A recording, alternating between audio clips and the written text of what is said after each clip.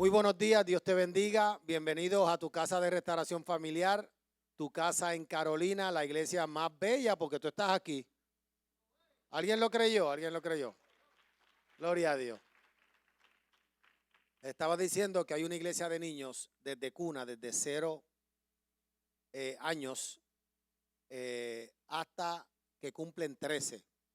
Y la planta baja, el primer piso, es todo de ellos. No es un cuido, no es una escuela dominical, es una iglesia. Ellos se reúnen, adoran a Dios, como nosotros acá arriba. Luego se dividen por edades, tienen sus maestras y escuchan palabras. Los más chiquitos hacen sus manualidades y sus asuntos y se van enriqueciendo y creciendo en la palabra. Luego, cuando cumplen 13 años, suben y tienen el devocional con nosotros, pero los domingos bajan al salón grande de la planta baja con sus líderes y tienen una predicación para la edad de ellos, bien pertinente para ellos, porque ellos dicen que nosotros los aburrimos. Ellos se aburren con el pastor. Y como yo sé escuchar la necesidad de la iglesia, no es así. Es que desde siempre hemos tenido en nuestro corazón proveerle a cada cual lo que cada cual necesita. Cuando cumplen 17 años, porque de los 13 a los 17, ellos ni son chiquitos, ni son grandes, y es una edad bien particular, es un reto para los padres y también para los pastores. Cuando cumplen 17, pues ya son grandes, ya comienzan a terminar su cuarto año, van para la universidad y tienen sus pastores de jóvenes, tienen un salón para ellos y están con nosotros hasta los diezmos y las ofrendas, y ahí entonces salen a escuchar palabra. Estuvieron meses estudiando la carta a los romanos y de verdad que son edificados. Y los ya de 25 para arriba, pues estamos aquí. Tenemos ministerio de adultos solteros para los solteros, viudos y divorciados. Ministerios de intercesión que se reúnen varias veces al mes. Ministerio de adoración, multimedia, ministerio de ujieres, diáconos, etcétera, etcétera, etcétera. Así que es una iglesia para la familia. Y la gente sigue llegando. Gloria a Dios. El martes tenemos una reunión con el apóstol Tito y su esposa para comenzar un proyecto que tenemos para el 2020. ¿Ok? Y es un colegio.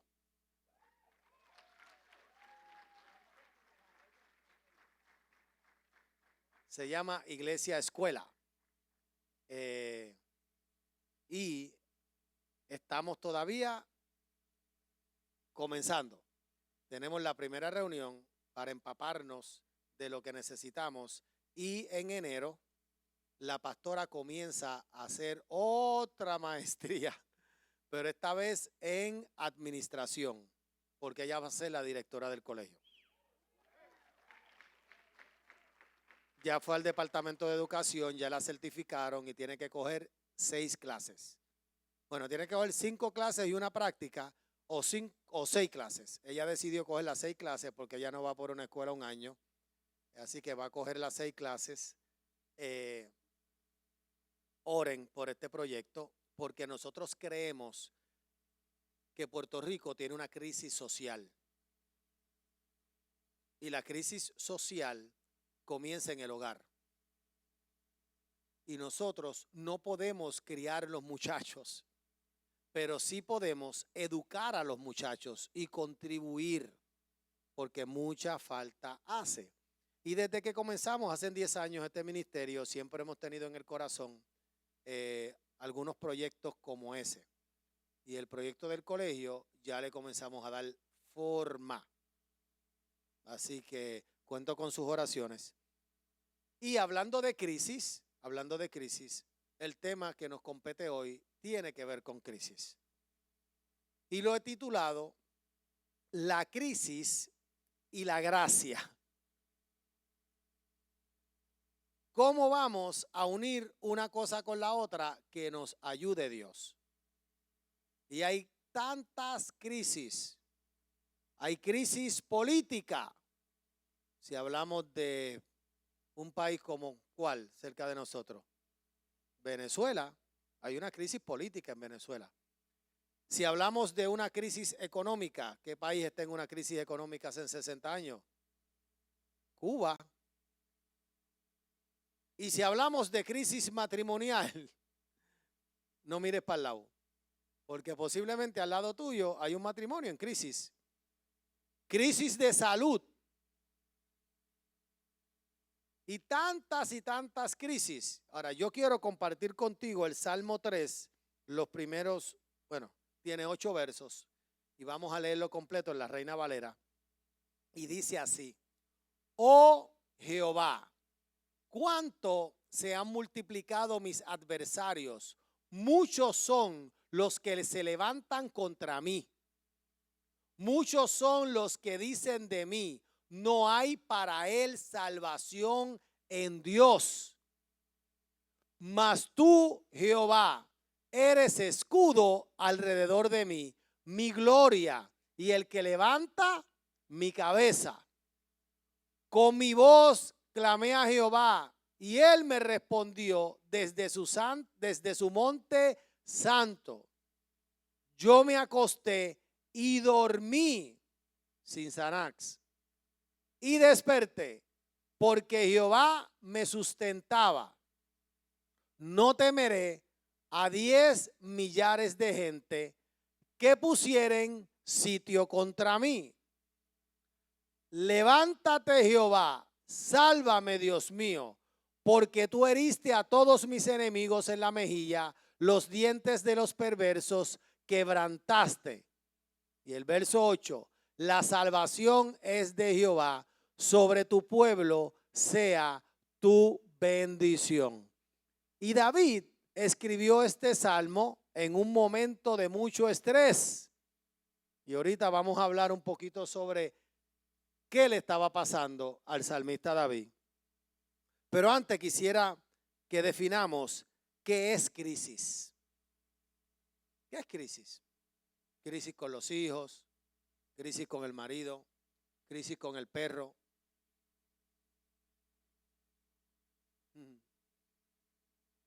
Mire, hermano, usted se ríe. Cuando mi mamá estaba viva, mi mamá era un personaje bien carismático. Ella tenía su forma de ser y era muy difícil convencerla de cosas.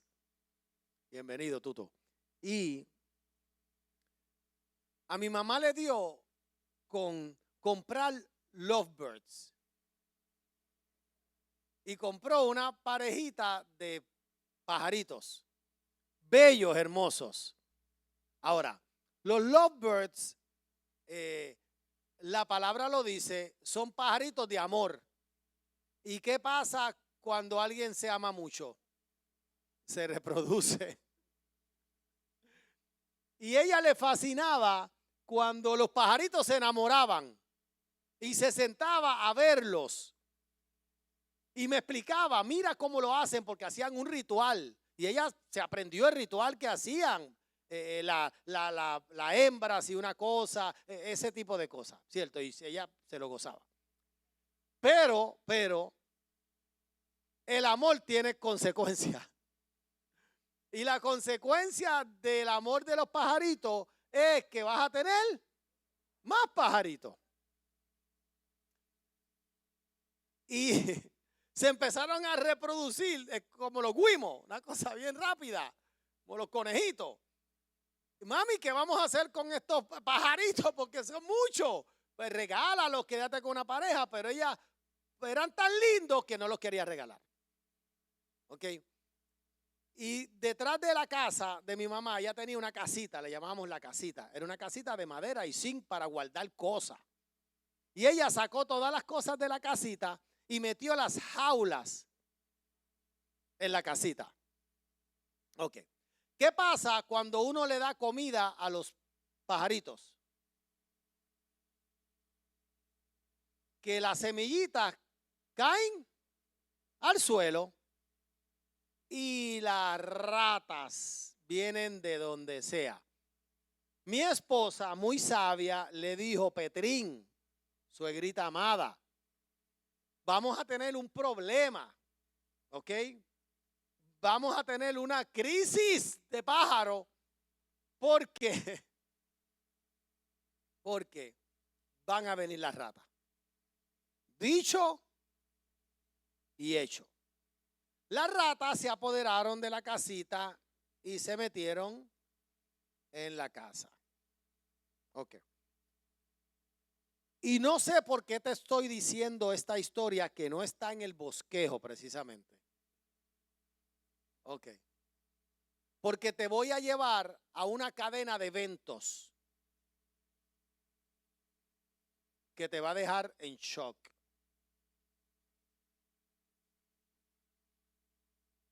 Las ratas se apoderaron de la casita y de la casa y no hubo cómo deshacerse de ellas. ¿Quién vio Mouse Hunt? Ok, dime si no fue una crisis. ¿Alguien vio Mouse Hunt? Ok, terminaron implosionando la casa por un ratoncito.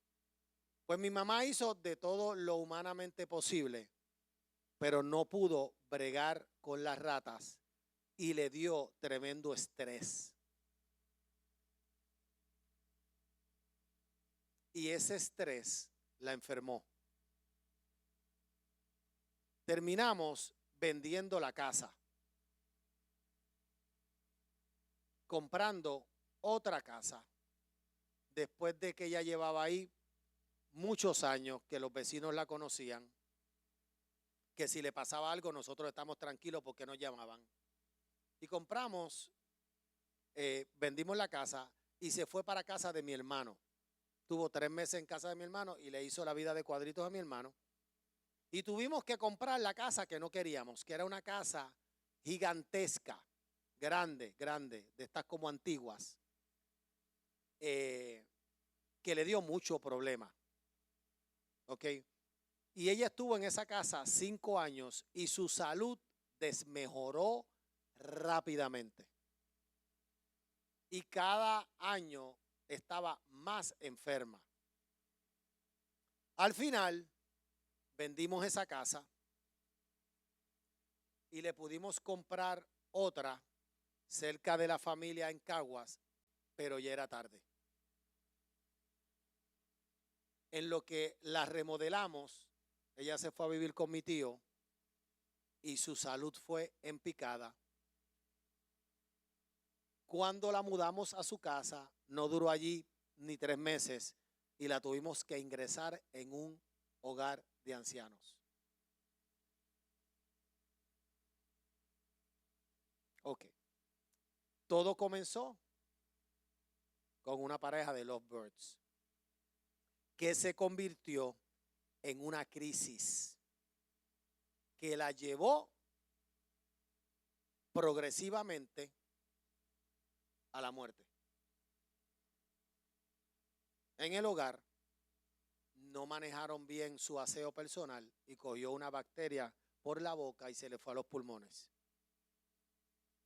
Posiblemente usaron la misma toalla para varias cosas. ¿Alguien me entiende? Los médicos, hay dentistas, hay un anestesista. Nunca el hogar fue tan bueno con ella que lo vimos como un accidente.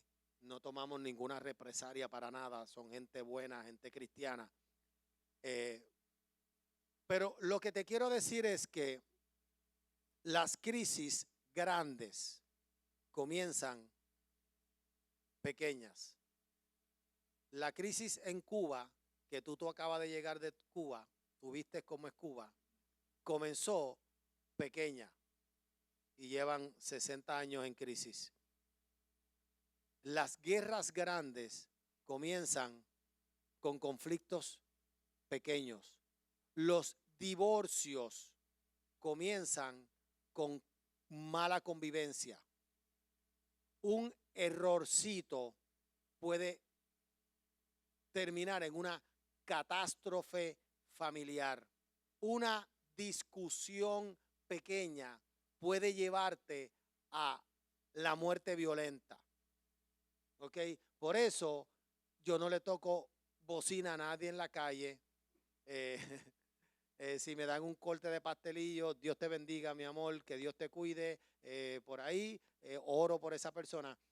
Por eso tengo mucho cuidado con las decisiones pequeñas, porque las malas decisiones pequeñas, como no regalar los pajaritos, porque quieres lovebird, quédate con una pareja. Maneja la comida de una forma distinta. ¿Alguien me está entendiendo? Donde tú estás hoy, tu crisis provino posiblemente de una mala decisión que tú pensabas que no tenía mucha importancia. Ahora, ¿qué es la crisis? Crisis es un cambio negativo, una situación complicada, difícil e inestable durante un proceso. La palabra crisis procede del latín crisis, que deriva del griego pioik, si es así que se pronuncia. El griego es difícil. Hermana Rosa, fuimos a Grecia, fuimos a Atenas, y cuando alguien te dice, mijo, tú estás hablando griego, es que el griego, eso es una cosa, ese idioma ¿sabe? Los griegos tienen que estudiar inglés en Grecia, porque ellos entienden que fuera de Grecia nadie los entiende. Y el griego, donde único se habla es en Grecia. El inglés se habla donde quiera, el español se habla en muchos lugares, pero el griego en Grecia.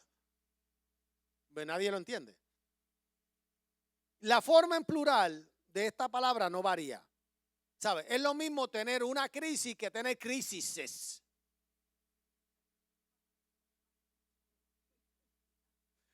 Es lo mismo. Sinónimos de crisis podemos encontrar las palabras adversidad, ruptura, problema y desorden. El desorden es una crisis. Yo sé si tu vida está en orden si me monto en tu carro.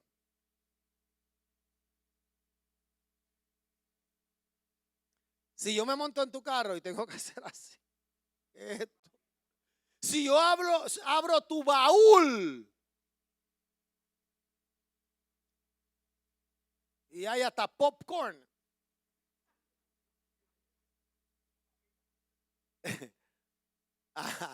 Potato chips.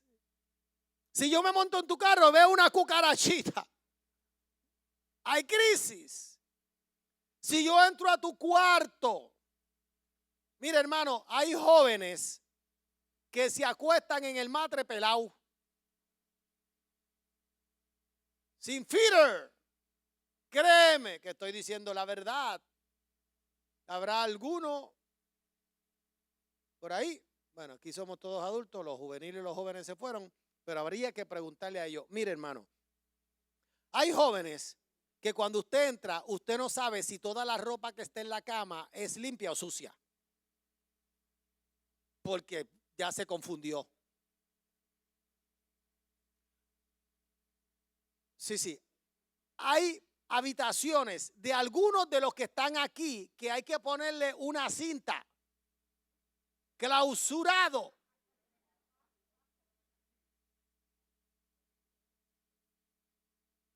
Hay baños que usted entra. ¡Oh!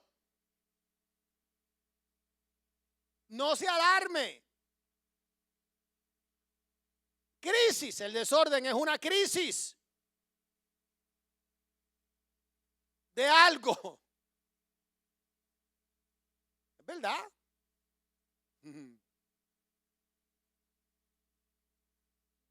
Cindy llega el sábado. Ella tiene ese cuarto inmaculado. Pero hubo momentos en su vida que vivió en crisis. Que la pastora entraba al cuarto. ¡Ah! ¿Qué pasó aquí? ¡Cindy! Crisis.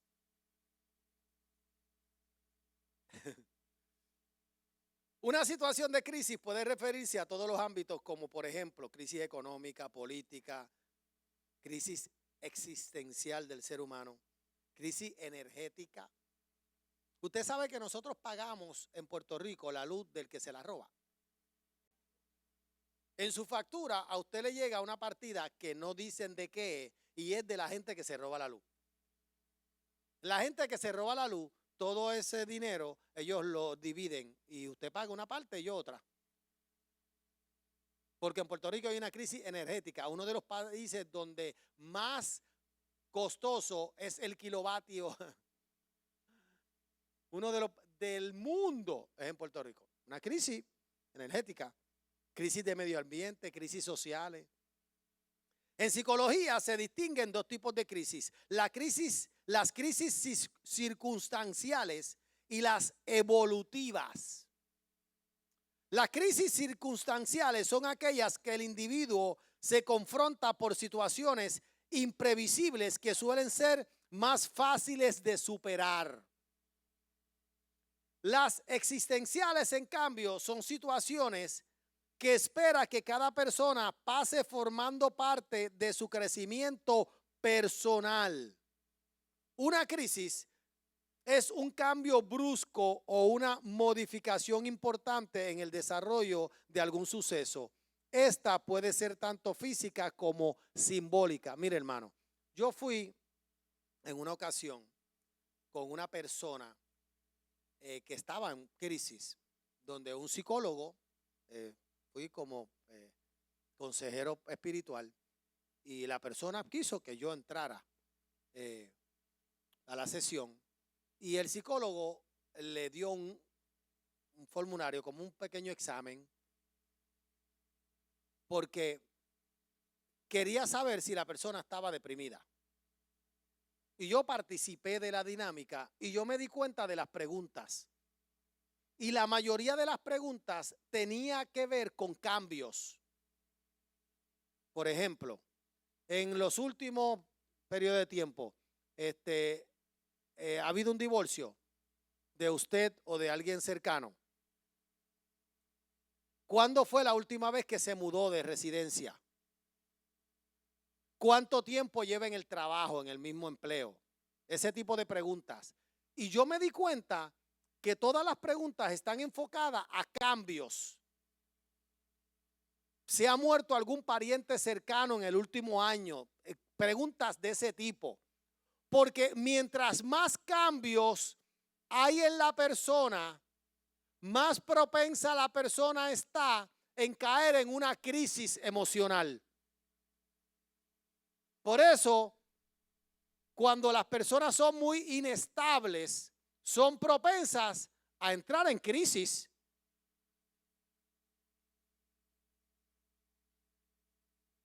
Yo no soy propenso a cambios. La última iglesia que yo estuve 11 años. Y estuve ahí desde que llegué de Estados Unidos. Y salí de ahí a pastorear y llevo pastoreando 10 años y no he cambiado de iglesia. Por ejemplo, llevo con la misma esposa 17 años. No he cambiado de esposa. Cuando vine de allá de Toalta a esta área, estuve en una casa 6 años, rentado. Ahora compré casa, llevo 4 años y es hasta que la muerte nos separe. Y ahora tengo un vecino en la misma calle, Angelito, que ahora para verlo no tengo ni que montarme en el carro. Personas que comienzan cosas y no las terminan. Empiezan a estudiar, no sé, ingeniería y terminan estudiando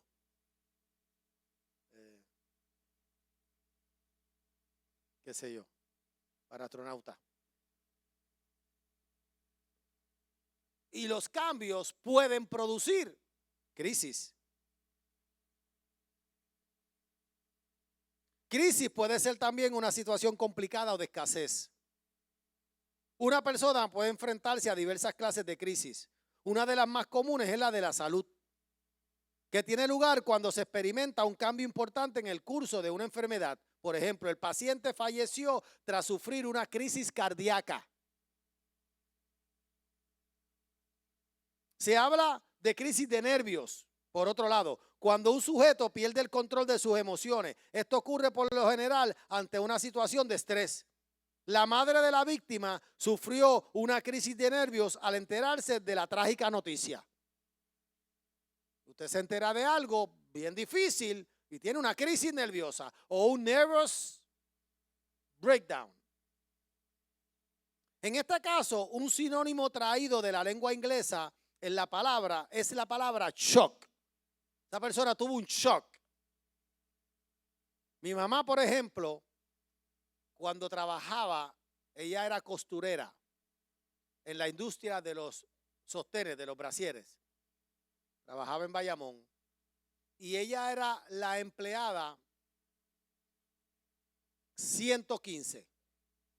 Me acuerdo porque yo iba los sábados, ella trabajaba a mediodía, overtime, y yo iba con ella. Era chiquito. Y era la empleada 115. Y había una empleada que era la número 15, que era bien mala costurera. Mi mamá era de las mejores. Y el trabajo malo que hacía la 15 se lo llevaban a ella. Y ella lo veía que no era su número, pero ella lo arreglaba. Pero un día la llamaron a la oficina porque seguía saliendo trabajo malo y como la tenían confundida. Y el jefe le habló de una forma tal que tuvimos que llevarla al centro médico, al hospital industrial, y ella perdió el habla y el movimiento. Yo llegué y ella estaba así. Ella no hacía nada. Y los médicos dijeron, ella tuvo un shock nervioso. Y le tomó días, semanas en poder recobrar su habla, sus movimientos. Una crisis, una mala noticia, un enfrentamiento a algo que no se tolera. Y este shock, que refleja de manera muy concisa el golpe o choque que existe entre el estado previo a conocer una determinada situación y el instante posterior, ya que son prácticamente opuestos a nivel anímico. Otro momento de crisis para una persona suele aparecer al alcanzar una cierta edad, Zuleika, a los 30. Y se llama la crisis de los 30.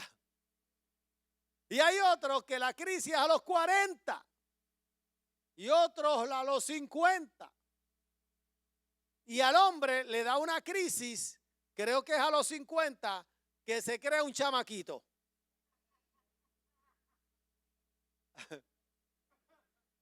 A mí no me dio eso, ¿verdad, pastora? Que a mí no me dio la crisis esa de los 50. Ok.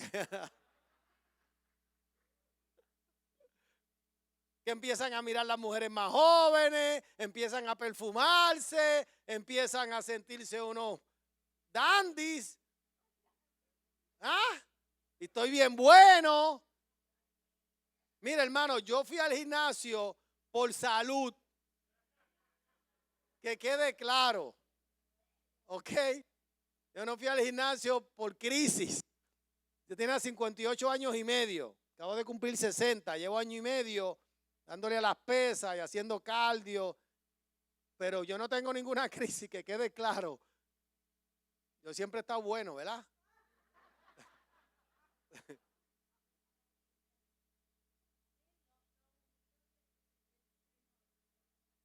Exacto, los ungidos de Dios, los que nos metemos con Dios. Pero hay crisis hasta por la edad. La mujer se ve 3 arrugas. Y le da crisis. Y eso se refiere a la dificultad que conlleva enfrentar los cambios propios de cada etapa de la vida. Si bien es cierto que muchos envejecen sin prestar atención a estas cuestiones y disfrutando del día a día, el cuerpo y la mente sufren modificaciones progresivas irreversibles que afectan a aquellos que no soportan desprenderse definitivamente de las cosas.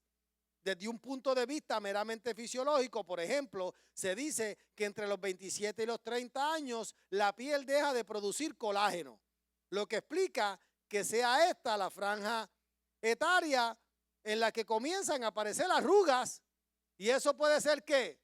Una crisis. Y empiezan a mirarse con la lupa. ¡Ay, me salió una! Crisis. Y algunos van a Colombia y se estiran un poquito y resuelven su crisis. Desde un punto de vista psicológico, las crisis son tan comunes como necesarias para el desarrollo de una persona. Y no siempre se trata de cuestiones negativas.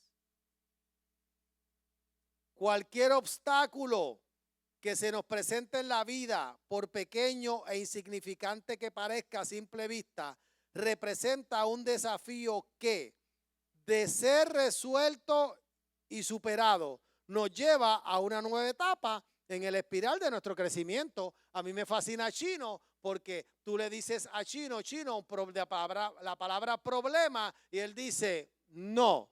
Él dice oportunidad. Para Chino no existen los problemas, existen las oportunidades. Y mi abuelito me enseñó que si tengo limones, que haga limonada. Las crisis nos matan o nos crecen. Las crisis nos destruyen o nos llevan a otro nivel. Hace año y medio yo tuve una crisis de salud. Le envié los laboratorios a ese señor que está ahí sentado, el señor Roberto Huertas, alias Bob, y el cuadro no se veía bien. ¿Hubo crisis? Sí. ¿Lloramos? Sí. ¿Se nos movió el piso? Sí. ¿Se veía mala la cosa? Sí. ¿Qué hicimos? Actuamos. Cambiamos hábitos alimenticios. Metimos un gimnasio. Empezamos a hacer cosas diferentes. ¿Cuál es el resultado? Otro nivel. Me siento mejor que nunca en mi vida. Sobrepasamos la crisis. Otros se deprimen, se mueren. Usted sabe que si usted está deprimido, las probabilidades de enfermarse son mayores, pero mucho mayores. Cuando uno es agradecido y está contento, las probabilidades de tener salud son espectaculares. Continuando con la imagen del espiral, cada una de sus vueltas representa una crisis. Cabe señalar que nunca se puede descender, lo cual podría ser entendido como una involución. La única opción, por lo tanto, si no se consigue atravesar uno de estos muros, es quedarse estancado en un nivel, atrapado en un estado evolutivo y negarse al progreso. Usted, dígale al que está al lado, tiene que salir de ahí. Salga de ahí. Busque ayuda. Hable con alguien. Ahora escoja con quién hablar. Hable el asunto, discútalo, enfréntelo, pero no se quede ahí. Y hay personas, decía mi abuelita, que se ahogan en un vaso de agua. Y hay otras que suena el viento y viene la lluvia y el huracán y van ¿para dónde? Van para adelante. En el nombre de Jesús. Todo lo puedo en Cristo que me fortalece. Llegó María. Llegamos al templo y las oficinas estaban en canto. Aquí dentro del santuario había agua por donde quiera.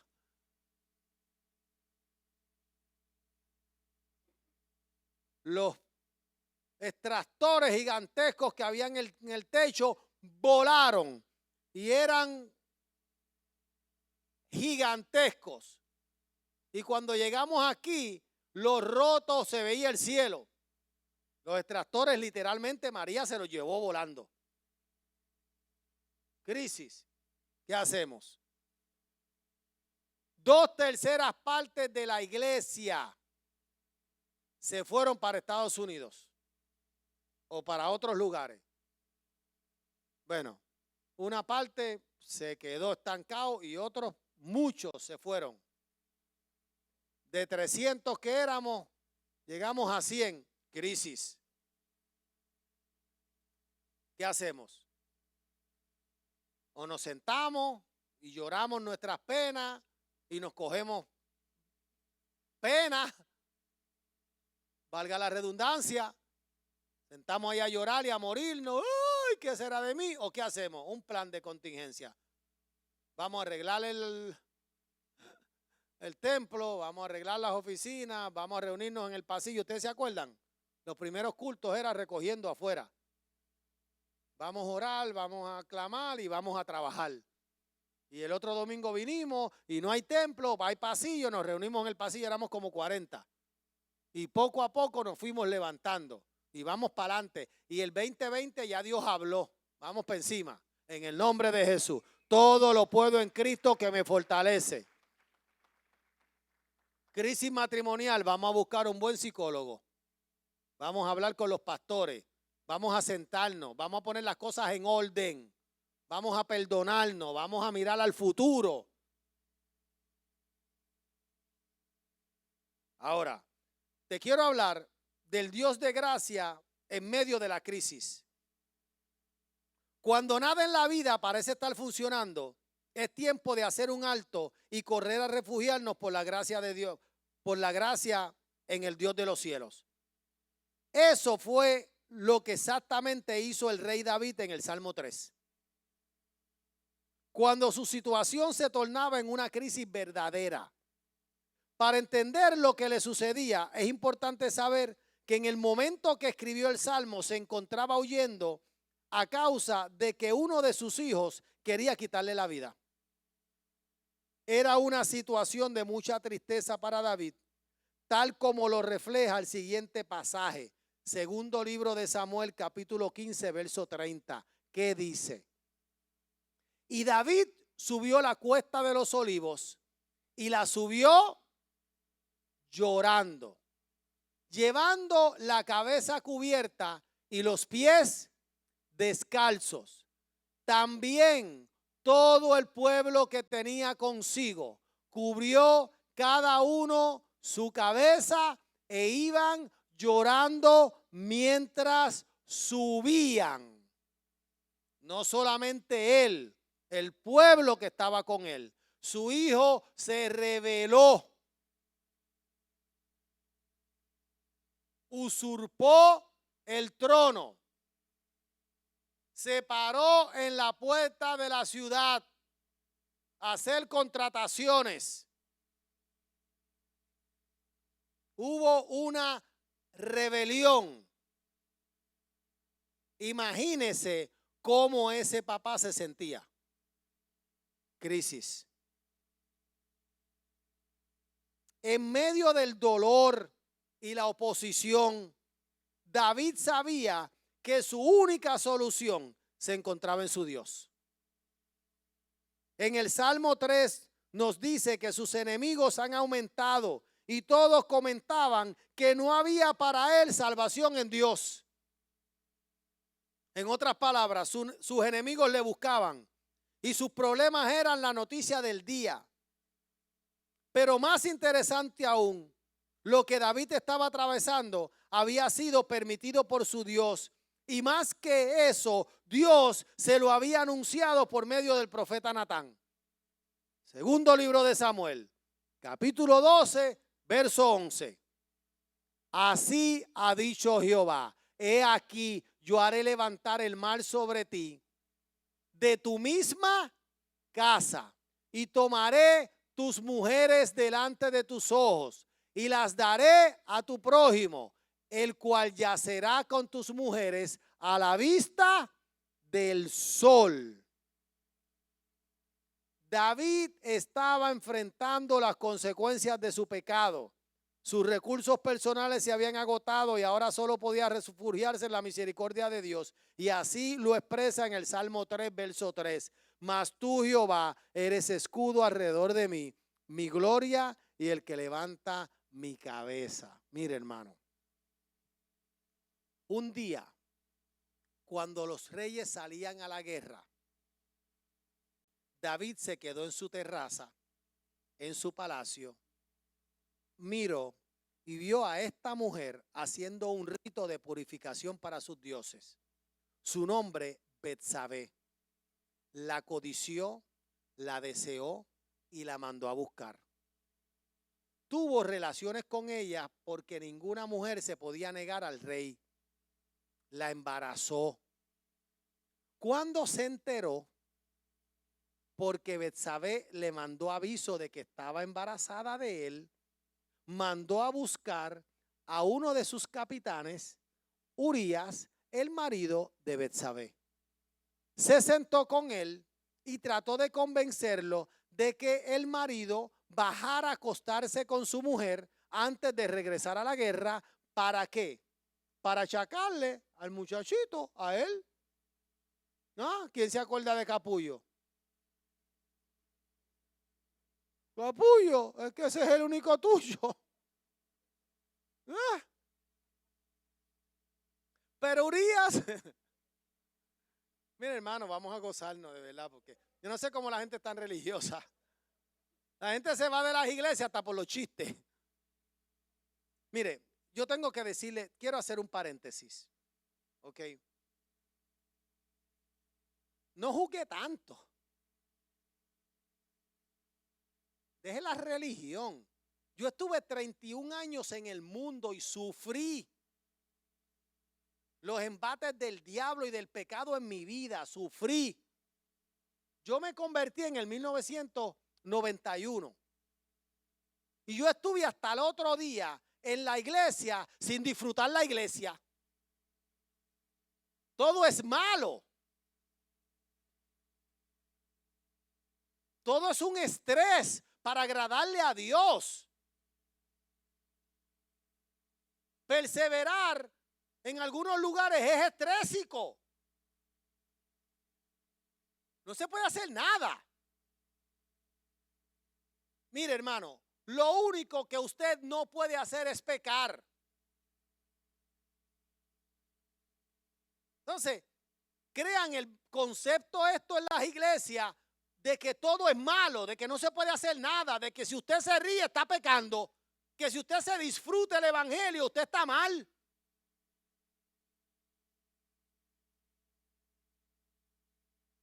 Nosotros tenemos chats en la iglesia y cada cosa en su lugar.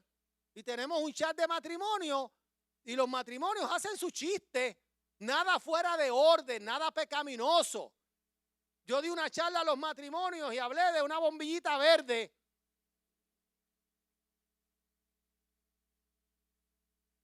¿Cuál es el problema? De ser feliz. Sea feliz con su esposa. Somos claros que si no es su esposa es pecado, es adulterio, punto. Y los adúlteros no heredarán el reino de los cielos. Más claro no canta un gallo. La fornicación es un disparate, es pecado. Los fornicarios no van para el cielo. Eso es pecado. Pero lea Cantar de los Cantares. Yo soy de mi amado y mi amado es mío. Y me lo como vivo.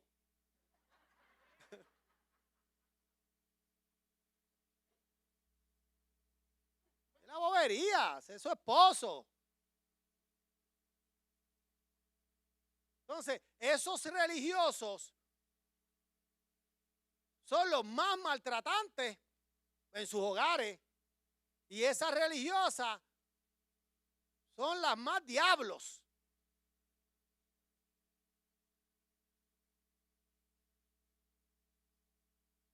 Yo no puedo. Si usted necesita una iglesia, hermano, varón. Algunos tendría que decirle balón. Habla con Forti, balón. Sierva. Hombre, no. predico a Cristo, el evangelio de Jesucristo, la gracia de Dios, el amor que transforma. Jesucristo estaba encontrado con los fariseos religiosos, que todo es malo, pero ellos son los peores. Yo no soy perfecto. Hay momentos en que yo me ranqueo. Yo hablo boricua. ¿Quiénes se acuerdan de los primeros meses del pastor Edgar Sofisticado? ¿Te acuerdas? Yo predicaba y ¿cómo tú estabas? No le ponga la cámara. Voy a la cara de esa hermana, que no voy a hacer público su nombre. La licenciada. No voy a decir que es Michelle Pérez. No, yo no diría eso. Jamás se la voy a tirar al medio. Mira, hermano, yo llegué hace 10 años a Carolina de una iglesia bien sofisticada. Llegué bien sofisticado. Traje, corbata, zapatos, de vestir, media. Usted me entiende, ¿verdad? Sin pelos en la cara. Bien GI. ¿Y sabe lo que ellos hacían? Y les hablaba de estos conceptos teológicos tremendos, pues seguro, porque yo tengo estudios teológicos, y hacían. Y después que se terminaba el culto, ¿qué dijo el pastor? Yo no entendí. Y yo dije, wow, esto es como que chocante, no entendieron ni papa. Y entonces yo dije, Señor, esta fue la iglesia que tú me entregaste, ¿qué yo voy a hacer? Y me dijo, bájale 2. Palabras esas para que ellos sepan que tú sabes. Suspéndeme eso. Y yo, perdóname. Señor, tú estás hablando conmigo. Sí, por eso te lo digo. Porque toda esa palabrería, mira, tú te preparas para que la iglesia te aplauda. Para que la iglesia diga, wow, mi pastor es un erudito. Y no entienden ni papa. No prediques más para que ellos sepan que tú sabes. Yo sé que tú sabes, porque todo lo que tú sabes te lo enseñé yo. Bájale 2. Y ahora yo tengo una nueva versión de la Biblia que se llama Dios habla boricua.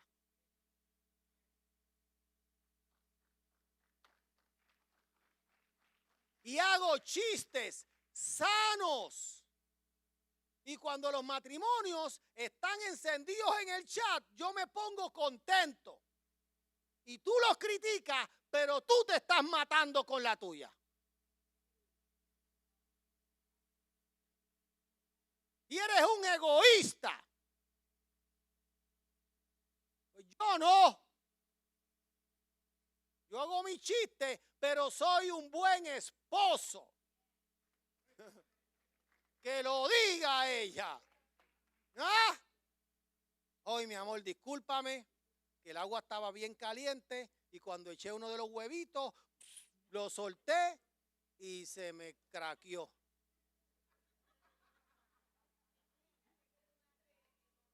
Ok.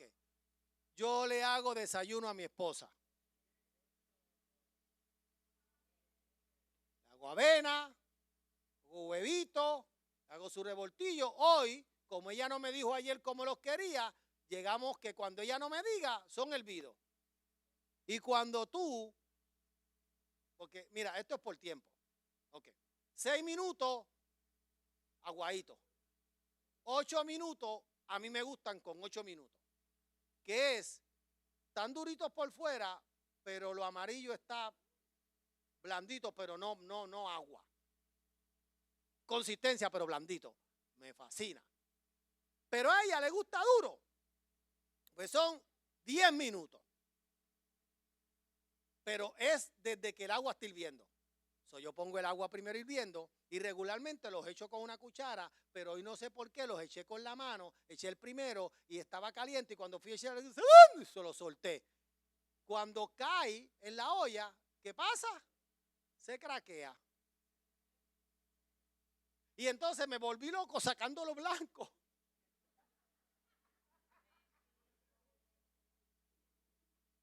¿Por qué? Porque si es para mí, no importa, pero era para ella, mi reina. Todo para ella tiene que ser perfecto. Terapia.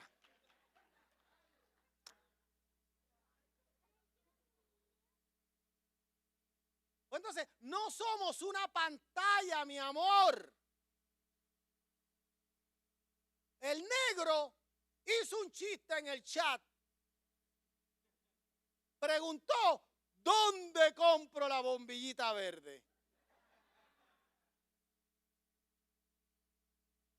Pues esa gente, ¿hacen cuántos años? 8 años. Fueron a un retiro de esta iglesia. Llevaban 6 meses viviendo en la misma casa sin hablarse. 1 año sin dirigirse a la palabra. Chino los invitó a ese retiro y no cabían porque estaba lleno. Y una pareja decidió no ir para que ellos fueran. Migdalia y Frankie dijeron, nosotros nos quedamos para que ellos vayan. Eso es un matrimonio pensando en otro. Y ellos fueron. Y fueron sin hablarse desde Carolina hasta Fajardo. Pero llegaron en Fajardo y la primera dinámica de la noche es darle un beso. ¡Terapia!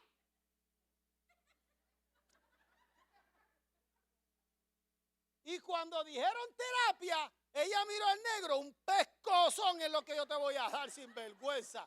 ¡Qué beso ni beso! Y esa noche nos reunimos con ellos afuera y comenzamos a trabajar con ellos. Y cuando bajaron de ese retiro, bajaron con la decisión de que su matrimonio funcionara. 8 años después, toda la gente más hermosa, sí, hizo un chiste en el chat, so what? Por favor.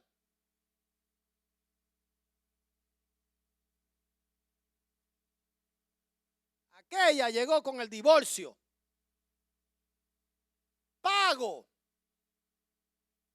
Se fue a volar el encanto la bendita crisis y la gracia. Llegó con el divorcio pago.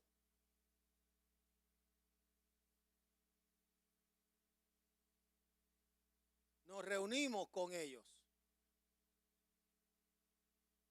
Y ella me dijo, pastor, no. Yanimí, no.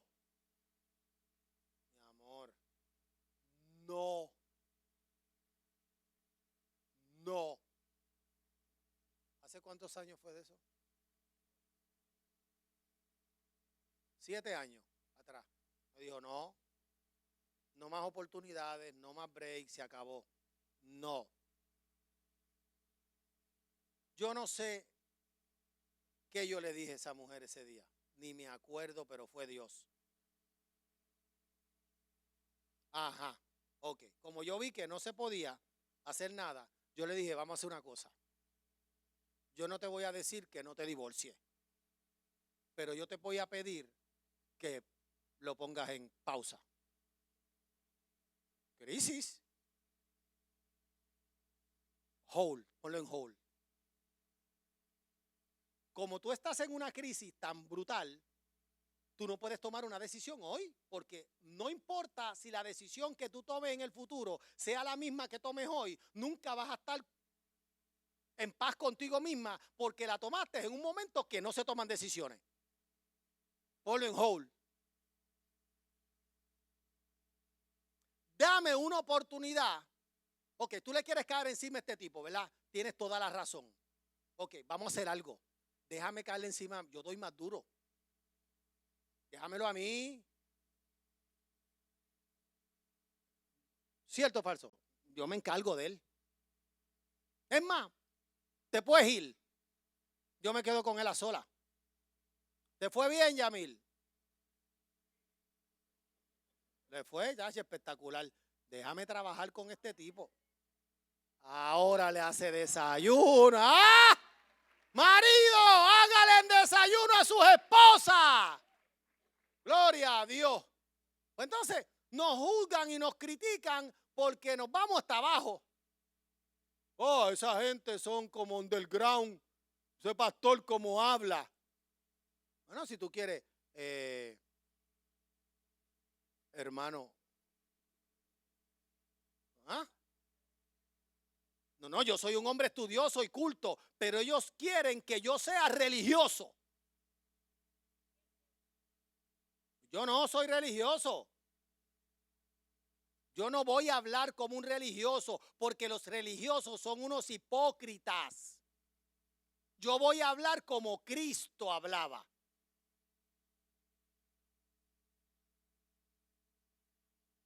No soy cafre.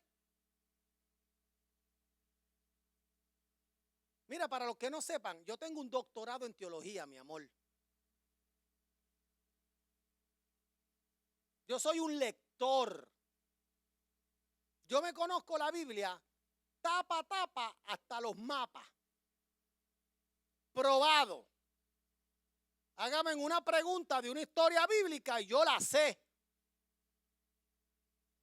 Y tengo una biblioteca de $6,000 porque he invertido en conocimiento.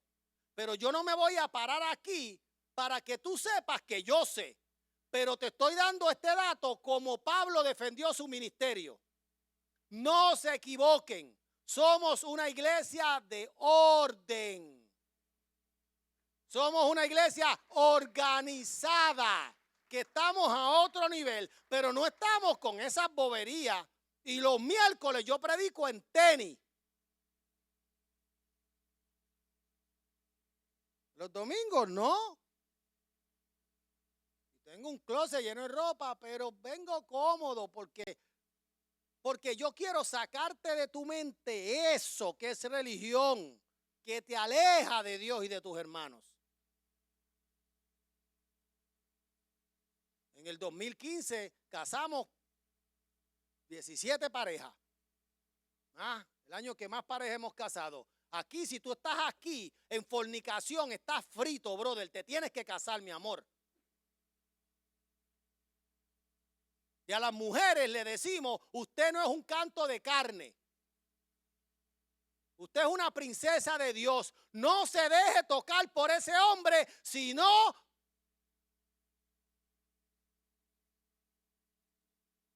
Enséñeme su mano. Enséñeme su mano, pastora.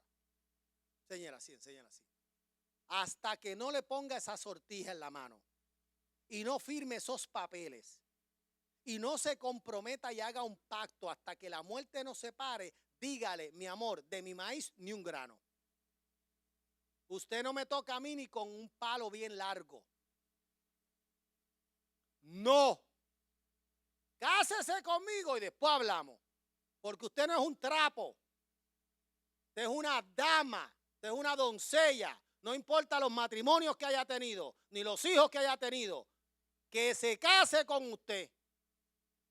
Eso es lo que aquí predicamos. Aquí no jugamos. Aquí hay santidad. Aquí no hay truco. Pero la gente llega, no nos conoce y empieza a juzgarnos y a criticarnos. Conózcanos para que usted vea. Gloria a Dios. ¿Alguien está contento? Volvemos a hablar de David. David era un sinvergüenza. Al segundo día llegó Urías.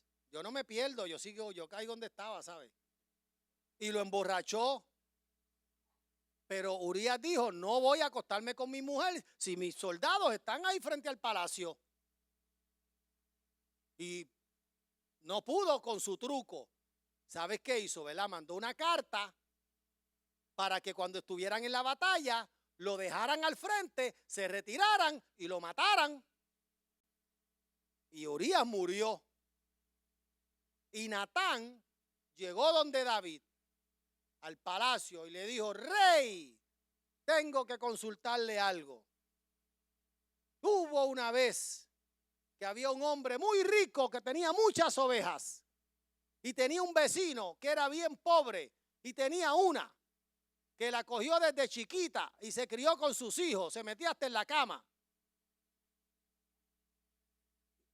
Y este hombre rico recibió invitados y en vez de sacrificar una de sus muchas ovejas, mató la única del vecino. Dígame qué merece ese hombre. Y David se mandó y dijo: la muerte. Y Natán le dijo: pues eres tú. Ese eres tú. Tenías muchas esposas y muchas mujeres y te quedaste con la única que tenía Urías.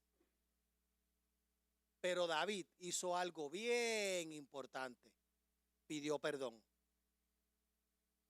Y Dios lo perdonó. Pero ese pecado trajo consecuencias. Y el profeta se lo advirtió. Y de eso es que estamos hablando. Rebelión en su propia casa.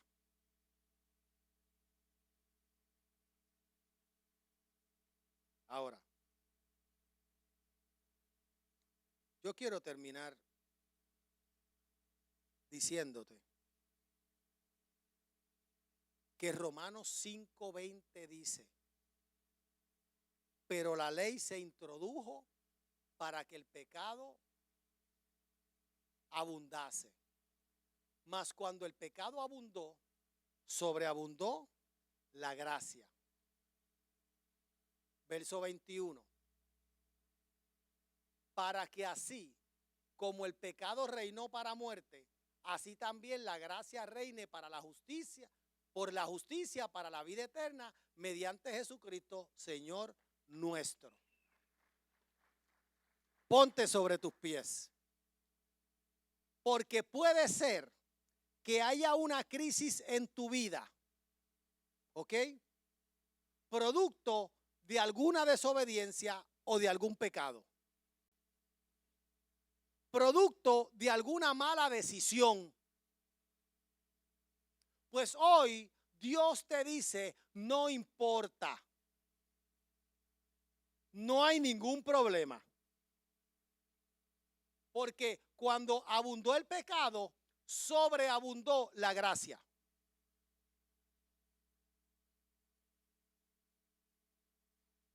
¿Alguno de ustedes ha tenido que bregar con un hijo que se ha metido en algún problema? Y usted lo ha dejado arrollado. No. Ok, pero es que el chamaco o la nena falló. ¿Qué? ¿Que no importa? ¿De verdad no importa? Así es Dios. Un día, mi hija, a los 6, 7 años, cuando yo llegué a buscarla, se había picado la pollina hasta la molleja de cuajo. Se la picó completa.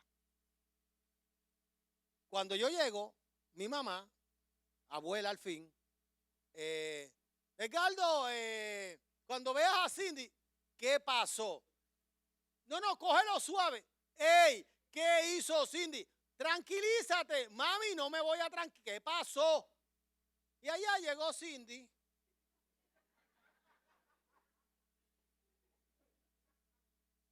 Cuando yo la vi, me nublé. Pero mira, no había break. Cuando ella me vio los ojos, se echó para atrás y me dijo: papito, perdóname como Cristo perdonó a Saulo.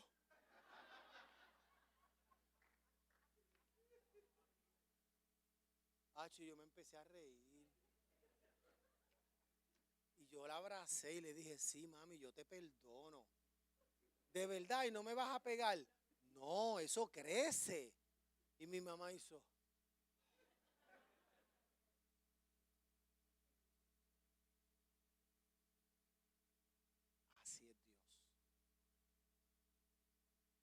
Si tú estás metido en una crisis porque metiste las patas, no importa.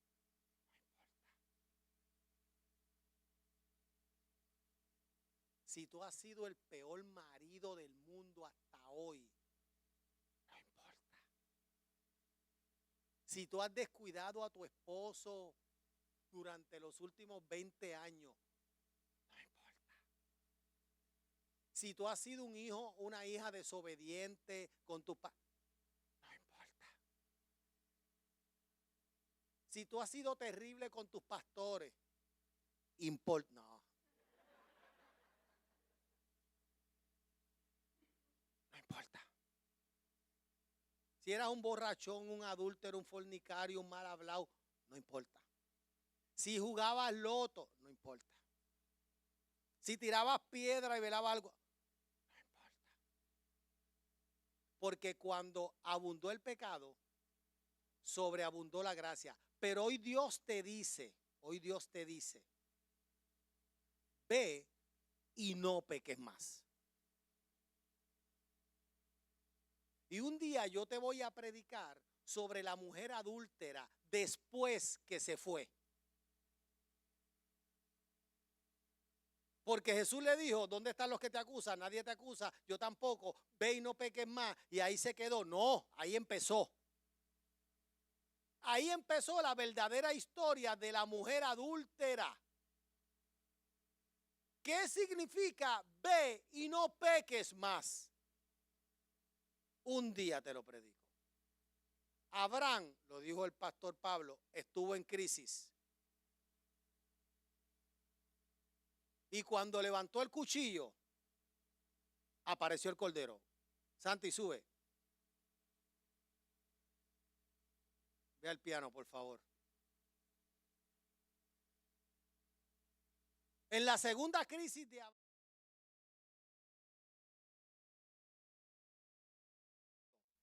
Abraham levantó el cuchillo.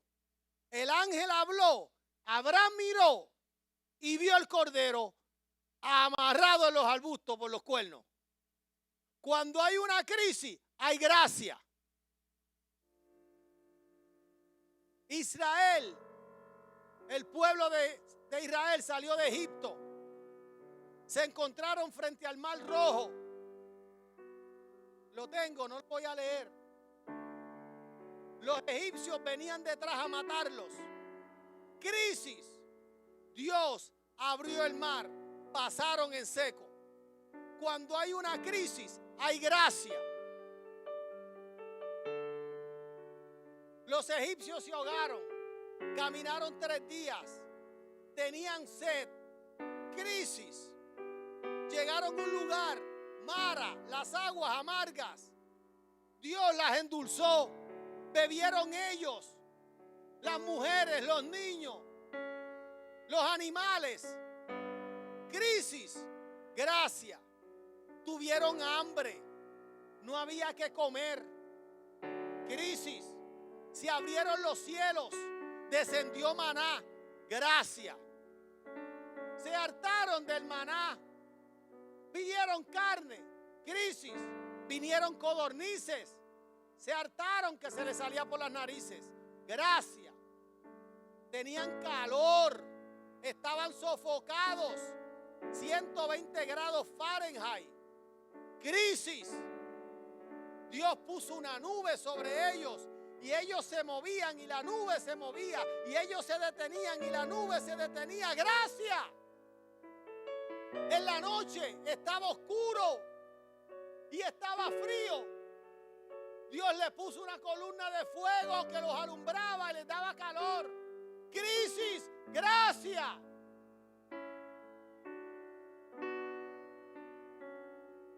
Llegaron a Jericó. Se encontraron una ciudad amurallada. Crisis. Dieron vueltas, gritaron, las murallas cayeron. Gracia.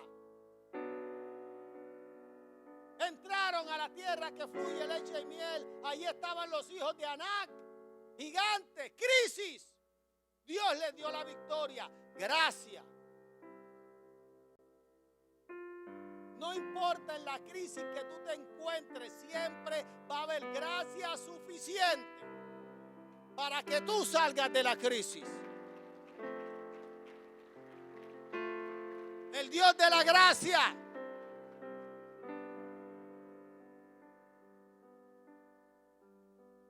Y a veces Dios usa la crisis.